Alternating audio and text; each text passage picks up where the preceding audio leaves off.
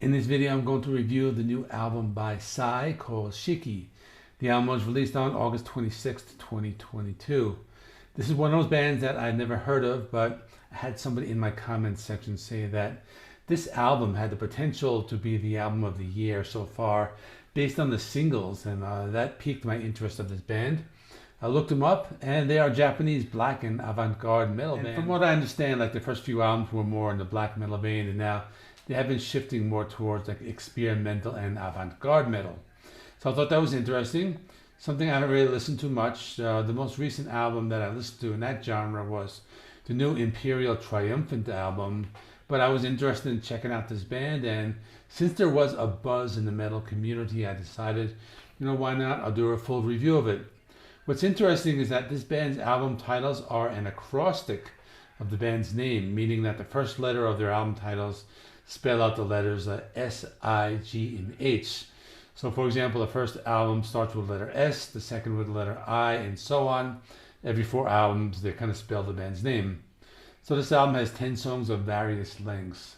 So for example, the opener, Kurai Inori, is just like 16 seconds of just like white noise. So let me talk about the albums. I'm going to be like butchering these like names because they're all in Japanese, but just bear with me.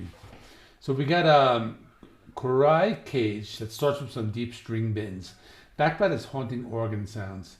I was very intrigued by the sounds. The vocals come in. They're all Japanese, and that's cool. I enjoy music not in my native language. The vocals are very harsh, extreme metal style vocals, and they mix it up. The guitars are heavy. The keyboards create cool sound textures, and the drums play different rhythms that are constantly changing.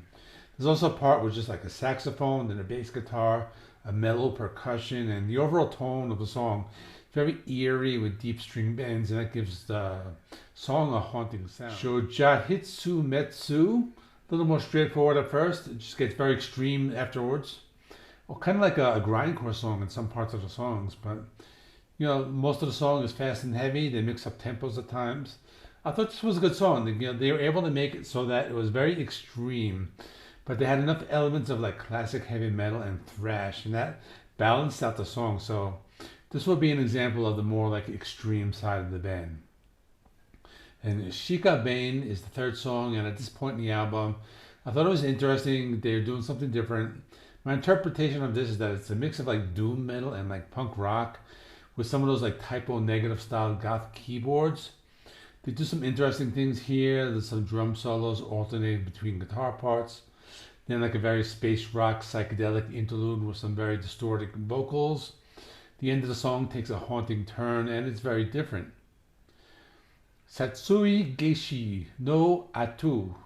That's a very fairly heavy song and moves at a fast pace. It was interesting because they did some type of like opera singing mixed with a heavy guitar driven sound. The music is very experimental, but at the same time they have this way of making it memorable. They even do some stuff sounds like classic heavy metal on the song. There's an interlude that kind of gets slow and atmospheric with some haunting ambient sounds, kind of like the sounds you would hear in like an 80s horror movie. The interlude slowly builds with some spoken vocals that are very low, kind of like a news report. And then Fuyu ga Kuru, type of song that balances on the more ambient sections with the heavier ones. Parts of the songs are extreme, the others go more into proggy, dreamy territory with some softer wind instruments and sci-fi style keyboard sounds. This is also towards the middle of the album. It's kind of relaxing, but after this section they go into some Iron Maiden style guitar riffs, and then to their extreme grindcore sound, and that goes back and forth between the riffing. Like most of the other songs, they mix in a lot of sounds. They also brought back the saxophone towards the end, so that was cool.